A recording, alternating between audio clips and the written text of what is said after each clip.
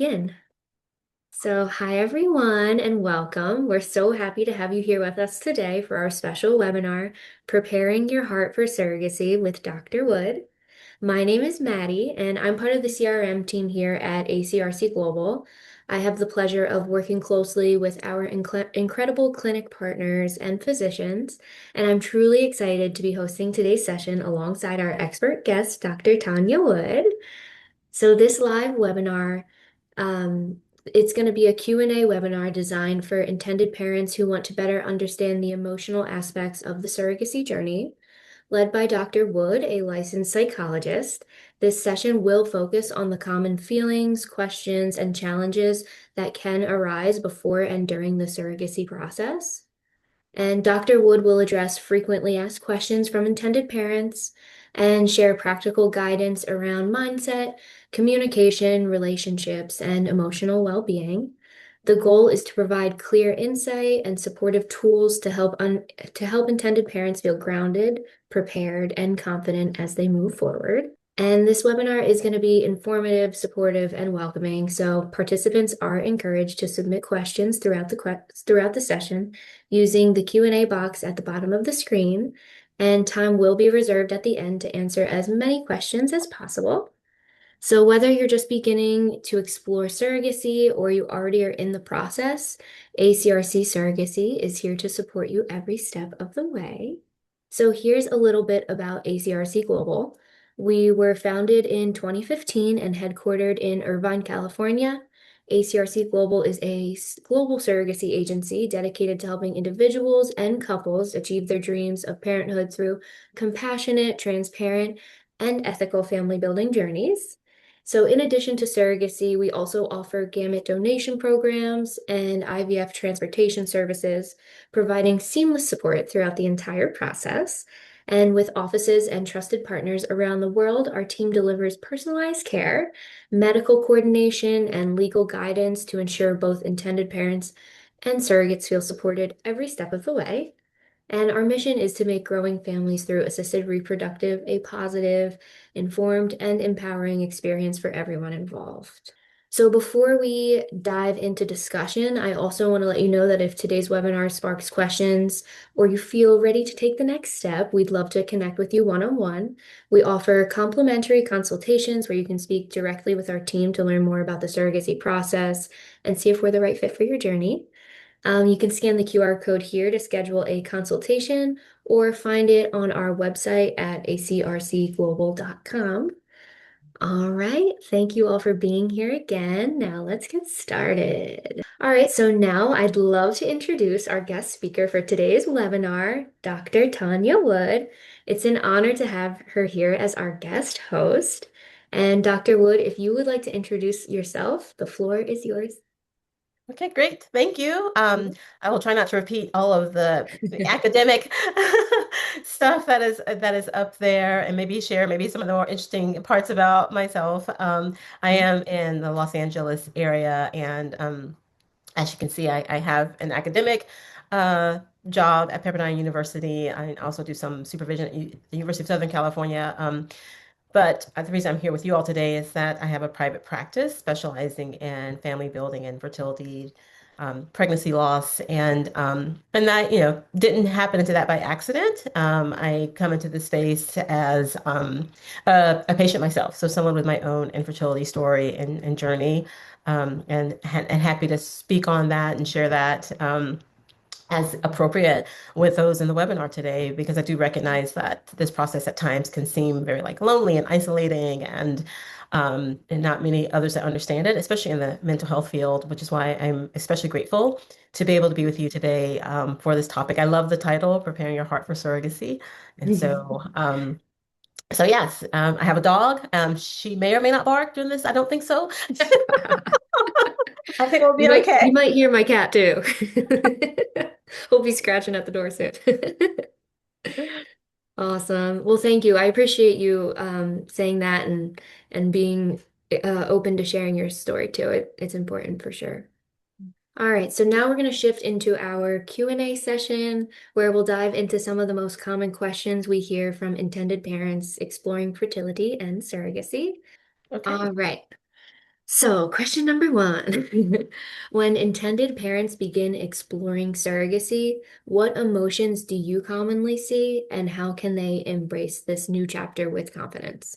Yeah. Thank you. That's a great question. I know all of them will be, which is probably why they are the most frequently asked questions. Right. Um, there are quite a wide range of emotions. I think hope and excitement, about maybe Hmm. having another pathway towards parenthood to explore. So there's some potential hope and excitement.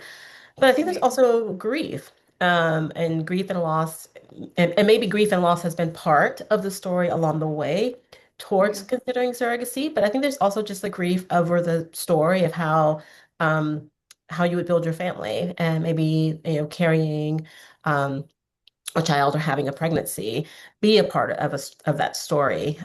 So I think grief and possibly trauma as well. I don't think we talk about that enough, but that I think Hmm. trauma also, as an emotion, shows up, as well as the anxiety and uncertainty, especially about the unknown, about what to anticipate, what to explore.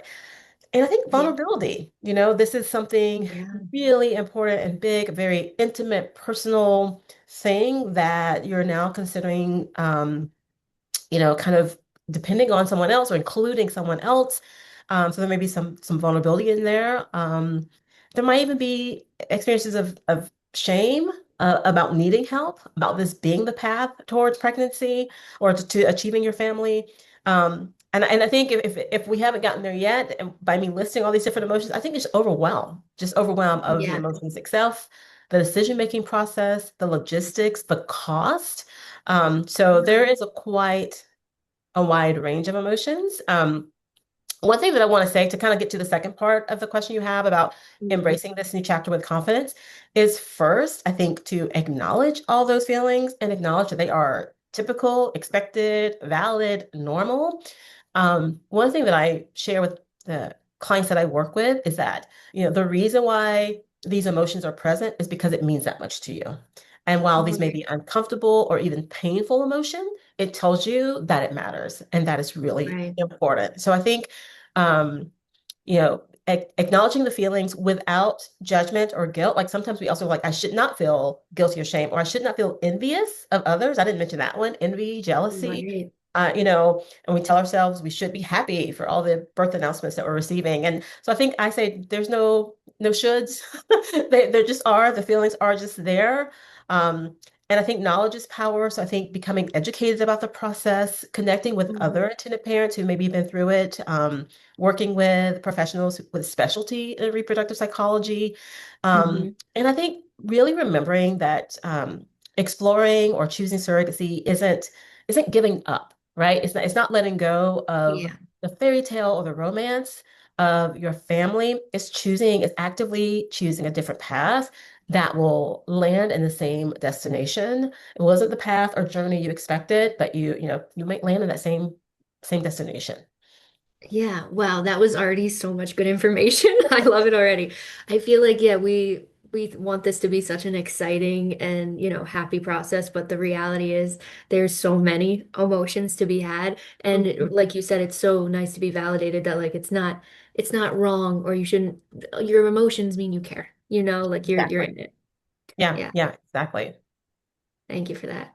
All right, question number two. What does emotional readiness for surrogacy look like, and how can IPs feel empowered as they take this step? Yeah. Um, I would say that like emotional readiness does not mean not experiencing any of those emotions that we just talked about that I just listed. Um, Yeah. I think it does mean kind of acknowledging them and processing them, acknowledging that they're there. I think especially maybe around the loss and grief. So if there's any sort of emotional readiness, it is like, being willing to say and able to say, like, I am sad about this, and this comes at a cost. Yeah. And that I think would be really important to just have processed it. That doesn't mean you won't still be sad about some aspects of it, but that you've kind of processed some of the, whether again it's previous losses, like different, if you've already explored other infertility treatments, had other Hmm. things happen, processing those or any challenges that you've encountered along the way. Um, And I think the way that you can know that you've processed it is that they're not all consuming, right? And that you're like, Yeah. okay, you can now see this as, this is not just the only option that we have left, but in some empowerment. And it is in saying we are intentionally taking this step. It's a very valid, positive choice that we're making. And I think being proactive, asking questions, advocating for yourself, for your needs, building a strong network of support, Hmm. and recognizing that, like I said, this is not like giving up, but that you're showing up with incredible strength and resilience by taking this step. And that this, can, by the time we get to this place in the journey, we can feel very beat down and exhausted. Yeah. But there's still some fire and hope, and we gotta find it and anchor Hmm. ourselves in that. And I Definitely. those are my recommendations to feel empowered. Yeah, definitely.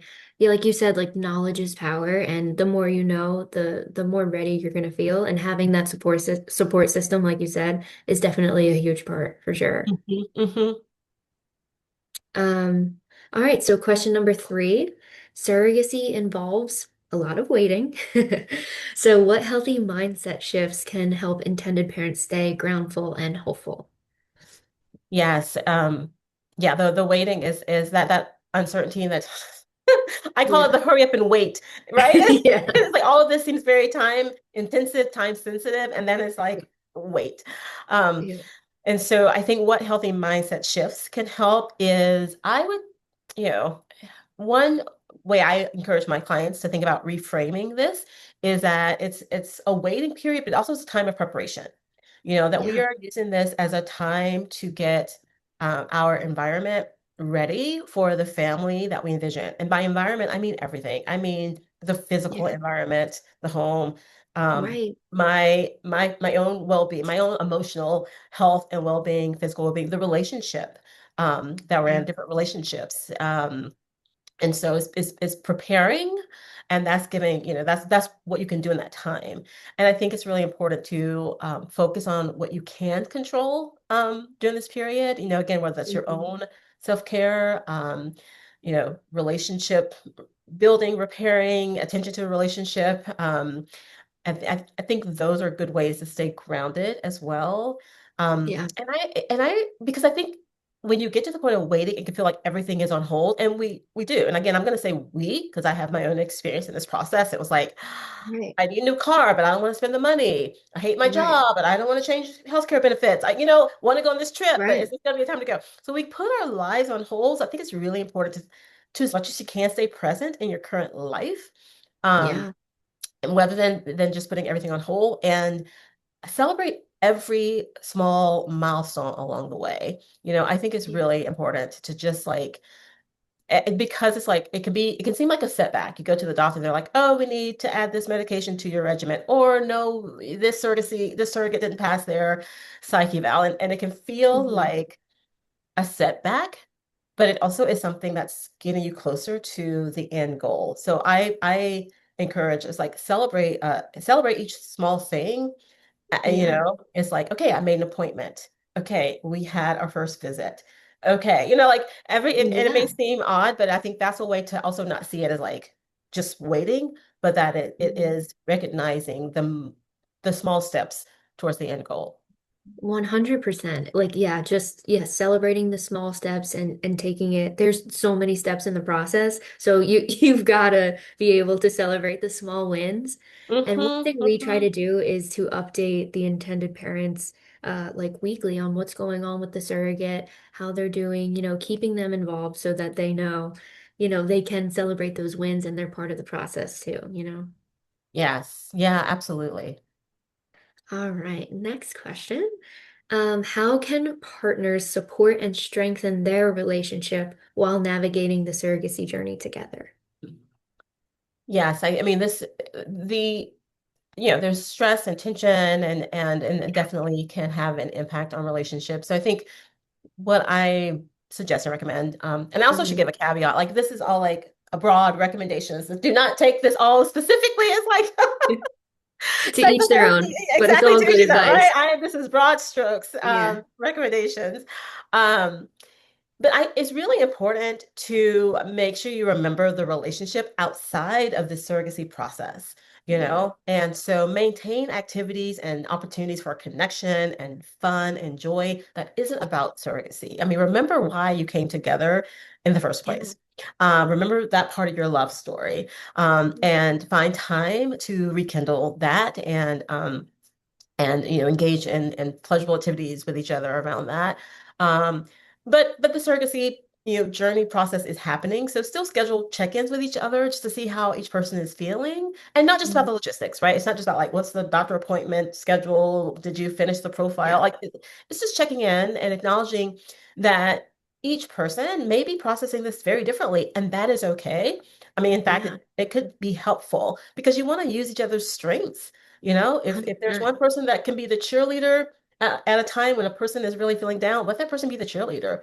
If there's a person that's more like detail oriented, hey, let that person focus on the contract. Yeah.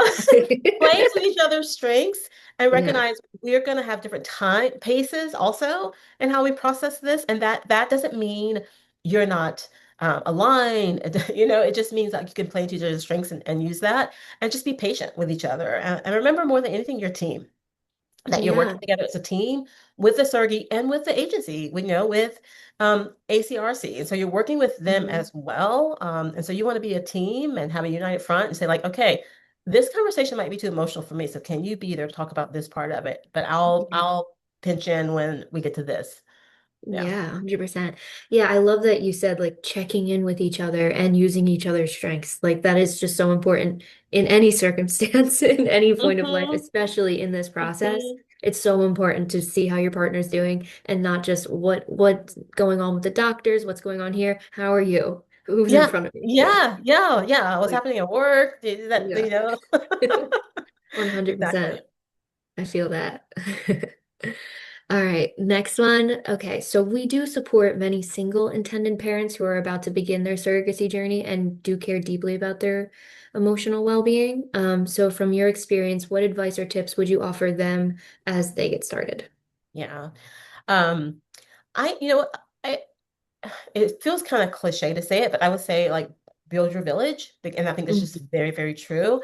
And be very intentional of who's in your village. And the reason why I say it sounds cliche because I think we say that a lot, but I think especially uh, as a person, maybe a single parent pursuing this, there again, back to those emotions that we started with, and if there's like guilt and Mhm. shame and doubt, criticism from Yeah, others, I think single parents might be even more inclined to just keep it to themselves and for not. sure.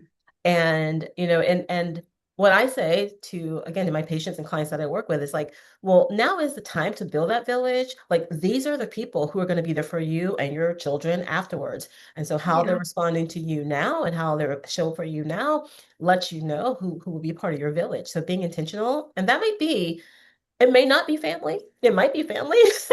Right. It might be friends. It might be a support group. It might be other single intended parents that you connect with.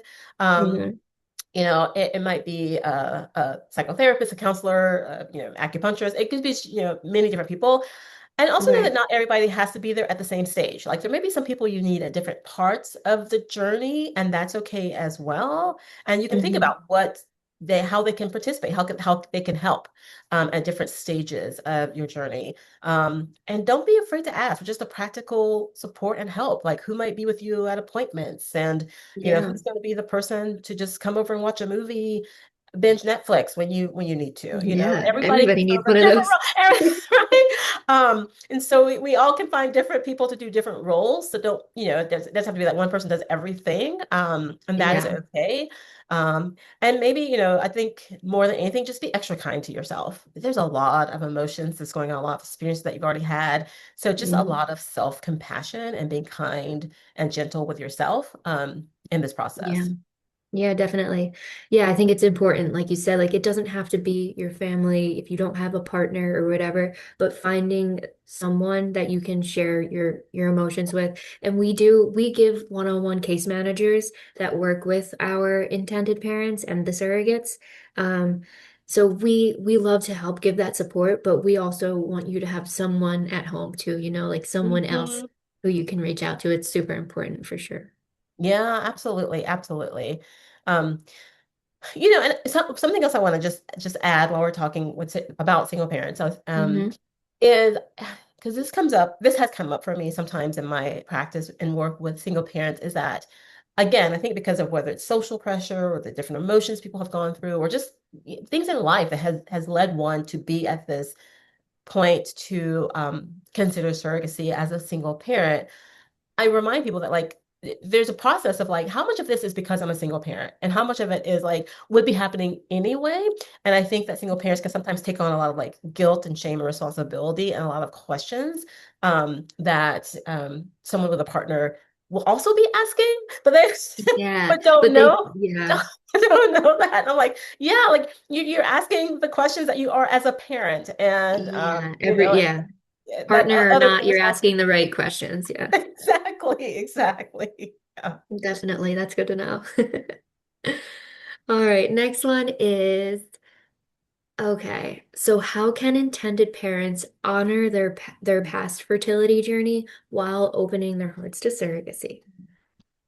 Oh, that's also a great question. Because it's the reason why I say a great question is I think that it's a profound question, right? That there Hmm. again probably a lot of different experiences potentially that have led a person to consider surrogacy, and it may not even all be from reproductive health. It could be, I've done some work with individuals who have had cancer diagnoses and have had other Yeah. things that have impact their decision making or path towards parenthood, and so there'll be many different things that has existed, and I think I, I mentioned trauma sometimes being a part of this, and I worked with a lot of individuals affected by trauma, and in the trauma field, we talk about it as integration of experiences into who we are. Um, Hmm.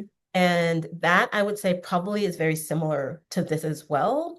That, we can acknowledge that the fertility journey has really shaped who we are, that the Yeah. losses and struggles and challenges were all very real and deserve recognition just as part of like the process and the journey. And that, surrogacy isn't, like I said before, isn't like the last option or like the consolation, but it's integrated into the reproductive story of our path towards parenthood. And Yeah. so I think that's, kind of, the psychological way I encourage people to think about honoring their past. It's like acknowledging it and again, acknowledging that it hurt, it was there, and it has been part of the journey to getting you to the goal that you want. Um, Yeah. some very like specific, I guess, like I don't want to just be only theoretical.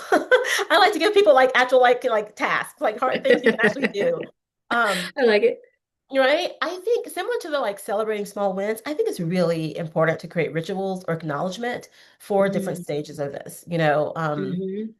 I'm not so sure that when I say our, I mean like in the West, in the West, that we are the best with grief and loss, especially Hmm. around like miscarriages or pregnancy loss. And so I Yeah. think it's important to create rituals and acknowledgement for those. If you Yeah. are moving on to a different fertility treatment and you're closing a certain chapter, create a ritual around that. That might involve journaling. Um, it might mean candles that you purchase that light. It might mean a necklace that you buy with a certain Mhm. symbol for yourself. And I think really most importantly, it's giving yourself permission to feel the grief and loss and the hope at the same time. I think sometimes Yeah. in the couples I've worked with or in individuals that I've worked with, Hmm. the hope almost feels like a betrayal to the loss. Like it's almost like if I feel hopeful, am I betraying what has happened before? And it's like, no, you can feel both simultaneously. Yeah, I love that, finding the rituals in it. And I feel like it's hard for some people to even acknowledge the past. Yeah. So like even starting there and acknowledging it and finding ways to, yeah, to make a ritual around it and do something special. I love Yes. that. Hmm. Yeah, that's awesome. Okay, next one. Okay, so what are the typical questions you ask the surrogate when conducting like a psychological evaluation?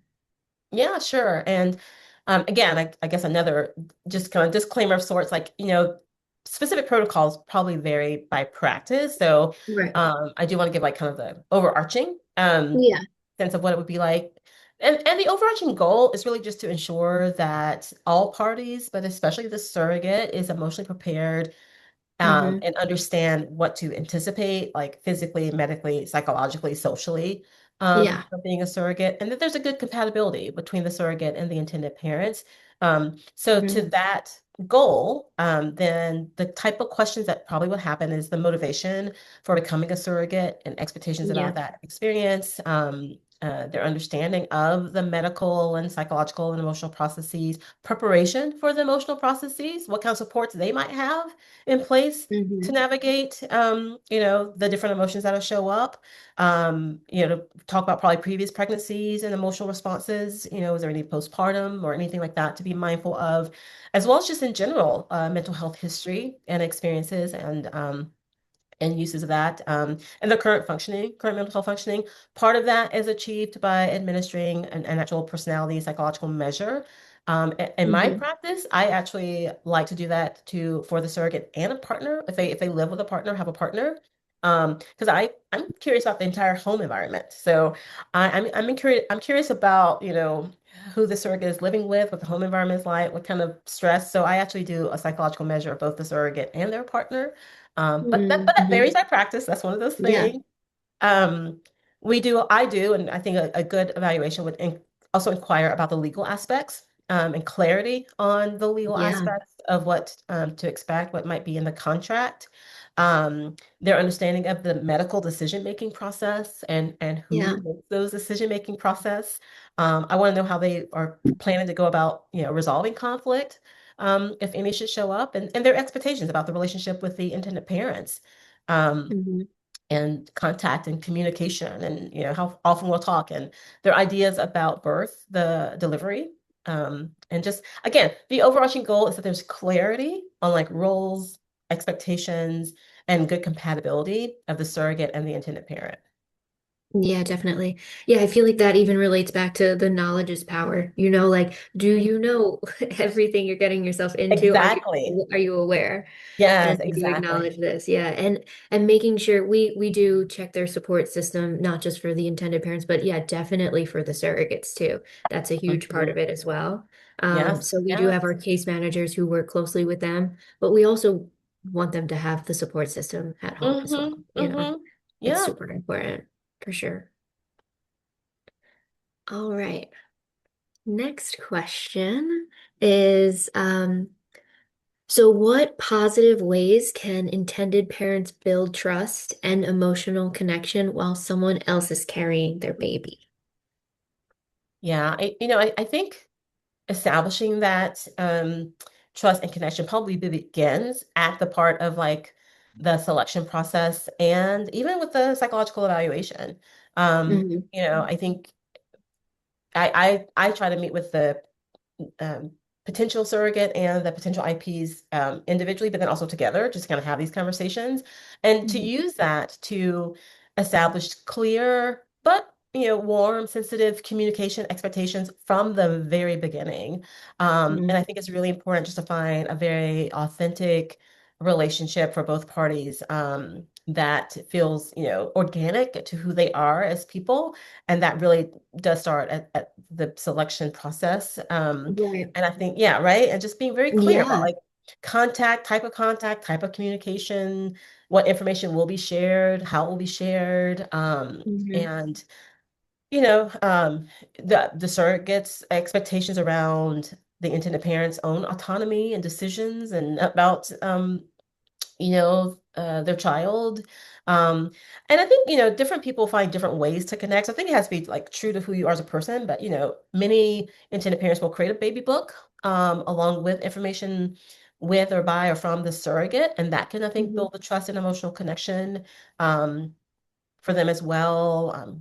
Sharing playlists of songs, maybe Oh, video yeah. calls, Cute. again, things that tell a story. I mean, the way I often talk about it is that this is the story of how your family's being built. This is the story of Yeah. how your child is coming to life. And, it is your story to tell and to craft in the way that you want. And so what are those pieces of the story that would be important to you and build those Yeah, in? definitely. Yeah, the surrogates are a part of it, and it's an awesome thing. And yeah, Mm-hmm. those it is important from the start, those match meetings, finding people who mesh and connect and agree on what they want in the relationship. And that's something that we do from the very beginning. We'll sit down and have these meetings and make sure everyone is on the same page from Yeah. the start, Yeah. you know? Yeah. Yeah. Yeah. Yeah. All right. Next one. From your experience, what makes an intended parent surrogate relationship especially healthy and fulfilling? I know we touched on that a little bit. Yeah, no, I can expand upon it. I mean, I think building from what we were just talking about in terms Yeah. of clear boundaries and expectations and clear communication, I think just a demonstration of mutual respect Yeah. for each other. I would say, I um greatly advise intended parents to think about it that uh, being honest and open and setting the tone is really important. And I say that because a lot of the intended parents I've worked with um, are immensely grateful for the Yeah. opportunity and for the surrogate. And at times you're like, well, I'm not so sure. And I was like, we want an authentic, real, healthy relationship. And that means like making your needs and wants known Yep. and giving yourself permission to say what you want. So being very clear in your Yeah. goals and role of the surrogate and your own expectations um, and boundaries that honors everyone's needs and Hmm. that everyone kind of shows sincere, genuine care and Yeah. interest in everyone and that at the center of it is the baby, right? And that we want Yeah. to try to trust that everyone has the baby's best interest at heart and that this relationship may change. We may come into it thinking that we're going to have a certain relationship with a surrogate and that may or may not unfold that way and that's also okay. Yeah. And I think just having some flexibility and grace about that as well um, can help it be like healthy and fulfilling because that is how relationships work. Right. No, 100%. I feel like it's so important what you said to be clear with what you are looking for or what you want out of the Yeah, relationship, because I feel like that might be a struggle where if you're not clear, they're not going to know, you know? no, So you have to, you got to exactly, express it for sure. exactly. Yeah. And that kind of goes into our next question, which is Okay. how can IPs set clear, respectful boundaries that support emotional well-being for everyone involved? Yeah, yeah. And like I said, I think that this is a very sort of delicate balance because Mhm. the IPs again are so immensely grateful and want Yeah. this to go smoothly. And yet this is a transaction.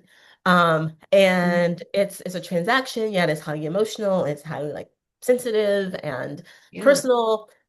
But it is a transaction, and so it is okay. It is you have the Right. right and permission to approach it from that perspective as well. And that's where Mhm. things like clarity about communication and relationship and frequency comes in. And there Yeah. is no right or wrong way to do this. I think it's just knowing, having clarity of what will be Right. best for you. And if you do want a lot of communication or you don't want a lot of communication and finding a surrogate that has that same approach Hmm. helps.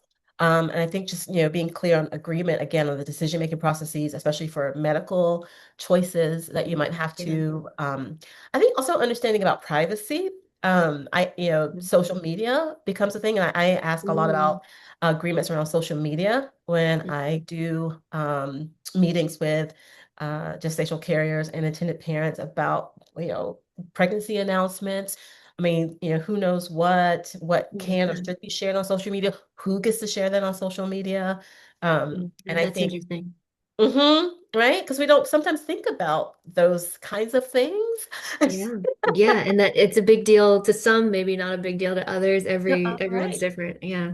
Yeah, yeah. So I Yeah. think that the key is just to set the boundaries early. And again, frame Hmm. them in a positive way. Like boundaries are not a bad thing. The purpose of boundaries is to kind of, ensure like that the everyone understands and there's emotional support for everyone involved. And that's what you can say. Like, this is what will help me as the intended parent feel supported rather than like, don't do this, right? So you can just frame it in a positive way. Like, this will be the thing that will help our relationship go as smooth as possible. This will be the thing that will ensure that like the pregnancy is as smooth as possible, as healthy as possible. And, everyone can be open to revisiting and adjusting as needed because Hmm. comfort level may change. But again, Right. just be authentic and real and honest and frank about what you want without Yeah. apology.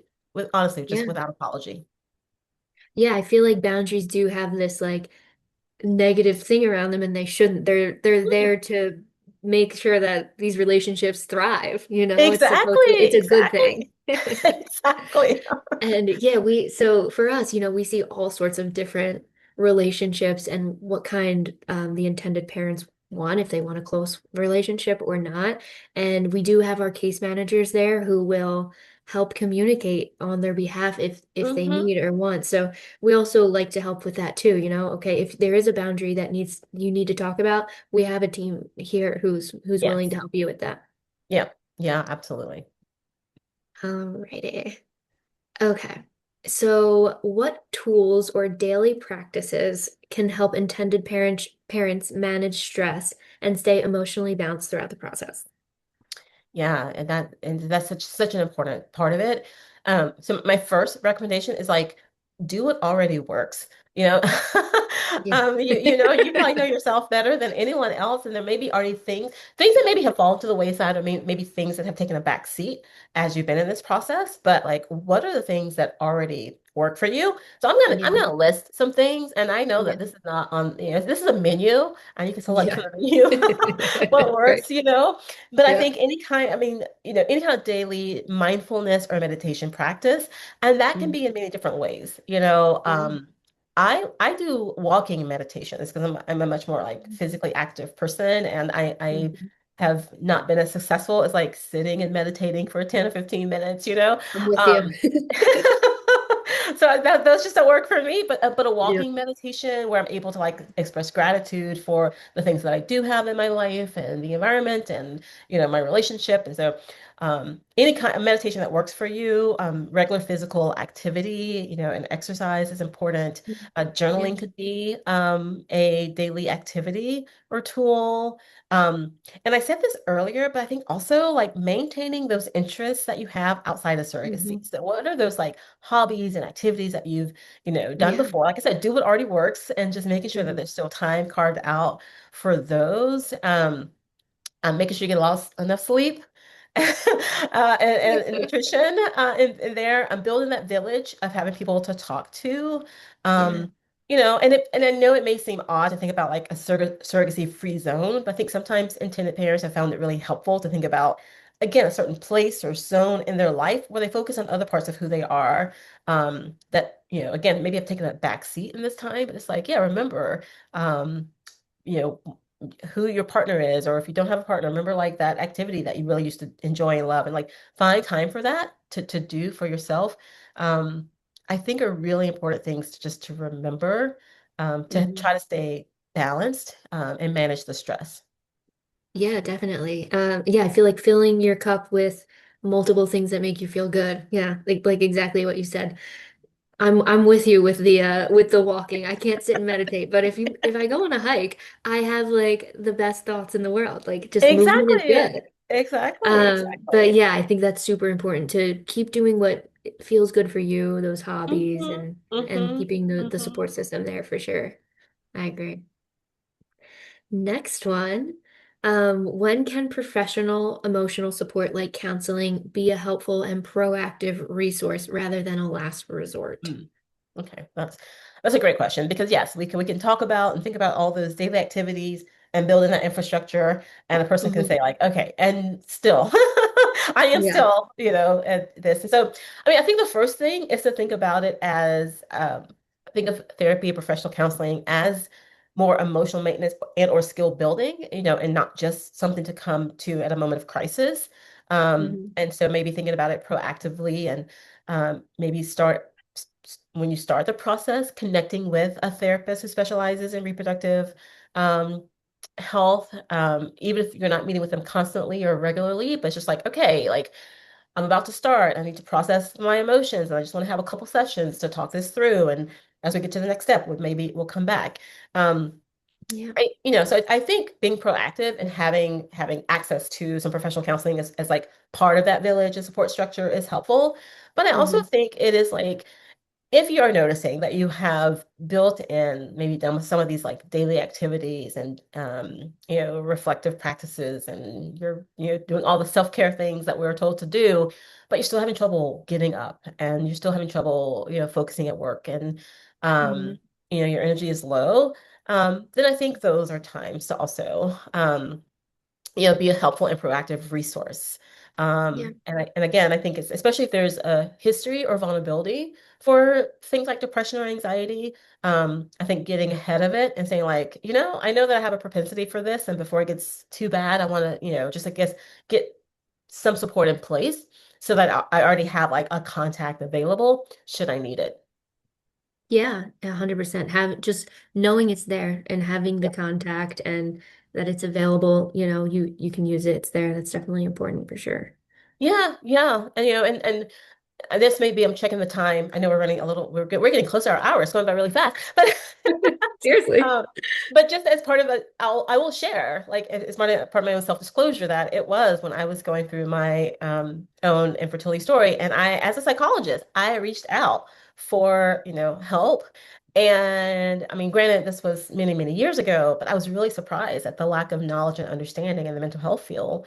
And which is why I then, once I was finished on the other side of my own journey, um, Mhm. decided to specialize in this field, was because my own journey required like going to and firing a couple therapists. Oh And so my I was just God. like, okay, this has not been the help I thought it was going to be. Yeah. Jeez. My God. Well, we're glad you're here. I'm glad that I'm sorry that happened to you, but I'm happy it brought you here. Yeah, yeah, right. So do the research now because it's like, oh, Seriously. yeah, Man, yeah. that's tough. All right. We have a few more questions, not too many Okay. left. All right. So, how can intended parents emotionally prepare for birth and feel confident stepping into parenthood? Mhm. Yeah, I think so I'll answer with some actual like ideas and activities, and then I'll give the the truth. But Let's I hear think it. that We're there are ready. right. I think there are many many things that you can do, which um like I said before, preparing the story now, um the story of your child's how they came into the world and their story, their birth story, your family building story. Yeah. So writing that out, visualizing the birth experience and your role in it, discussing a birth plan, being very just kind of logistical about it, and the presence with the Hmm. surrogate, and processing any anxiety or fears or worries you have about attachment or bonding. Um, with your child after the birth. And just, knowing that there are going to be probably many different emotions that show up. And just logistically preparing for after the child is there, and like, what might be Yeah. there again, that village, like who's going to be bringing over dinners, snacks Yeah. for you. Um, and again, also this idea of having a professional counselor or therapist along the way to process this now part of the journey. And so those Hmm. are those are the steps, and those are some ideas.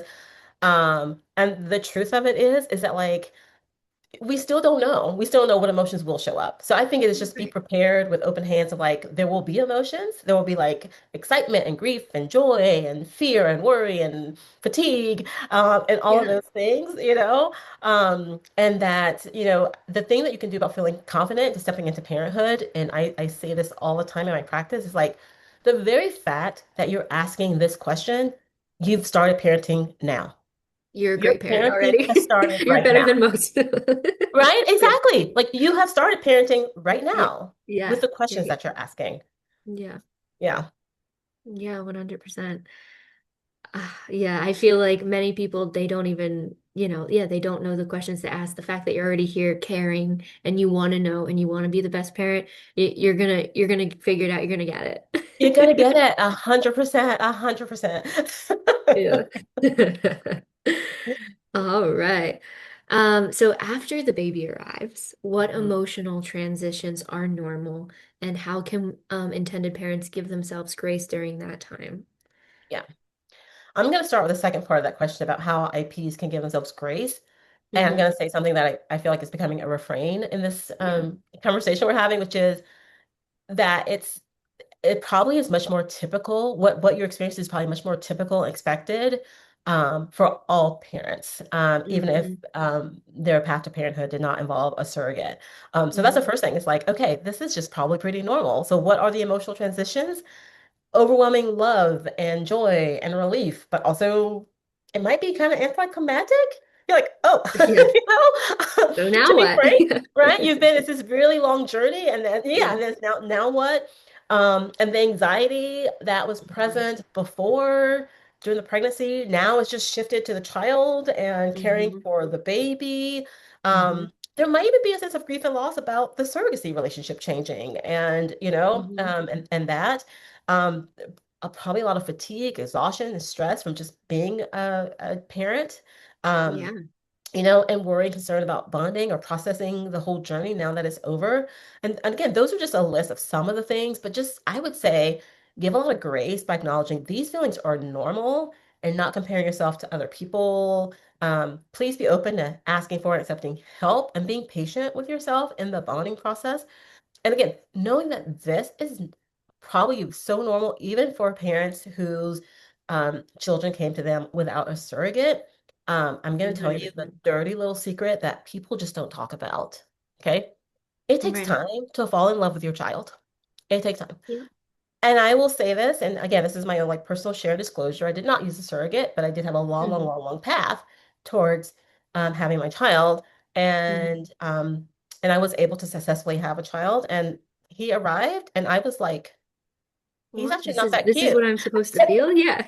Like He looks like he's it. Yeah, usually they look right, like like he's kind of aliens. skinny and scrawny, and and I was like, oh wait, I thought I had prepared for this like moment of like, oh, and I was like, that Yeah. did not happen.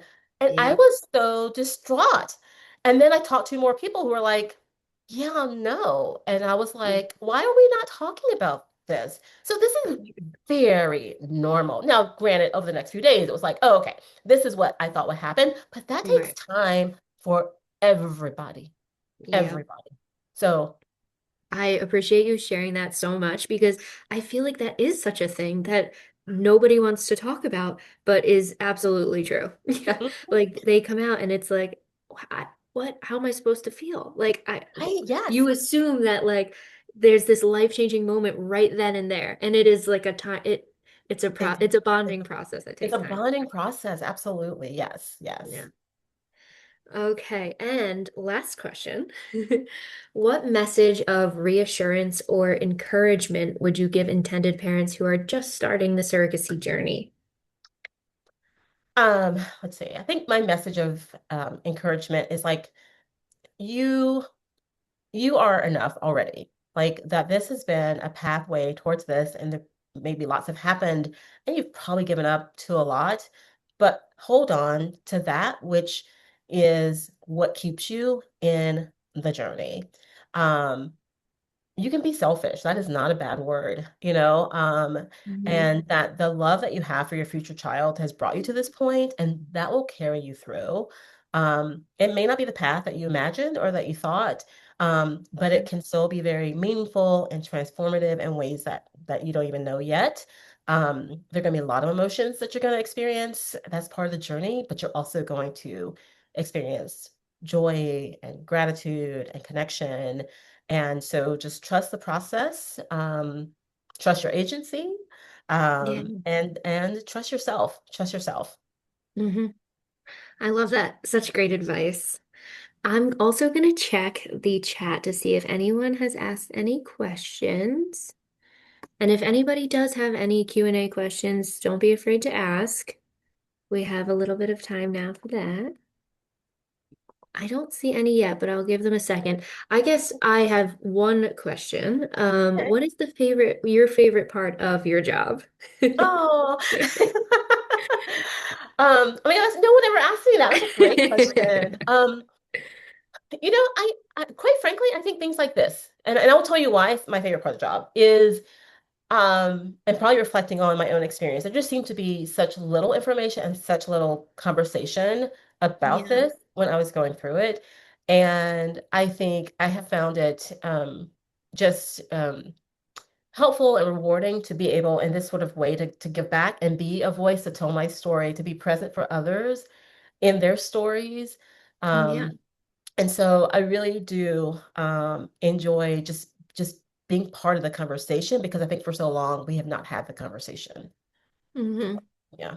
I love that. And we appreciate you sharing your story so much. It's so sweet and all of your words of wisdom and advice. And it is so important for anyone going through the process or just curious. We're grateful to have you here sharing it. Yeah, Thank you. it truly is my pleasure. All right, so we just want to say thank you again to everyone who joined us today, and a very special thank you to Dr. Wood for being such a wonderful guest and a resource to us. We hope today's webinar gave you helpful insights, answered some of your questions, and most importantly, reminded you that you're not alone on this journey, and our team is here to support you every step of the way. And if you'd like to connect with us directly, ask follow-up questions, or schedule a consultation, our contact information is up on the screen now. And Dr. Wood, if you have any socials you'd like to share or a good way to reach you, we'd love to hear that too.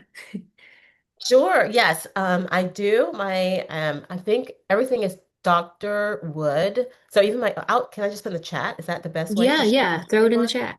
Hmm. I'll put my email in and my Instagram account, I'm pretty sure is the same. It's just my name, Dr. Tonya Wood. Hmm. So that's the social that I have is Instagram. Dr. Johnny Wood, perfect. All right. Well, on behalf of all of us here, thank you again so much. And we wish you all the very best on your path to parenthood. And take care and goodbye for now. It was such a wonderful conversation. I Thank appreciate you. it. Thank you so much for having me. Of course. Take care.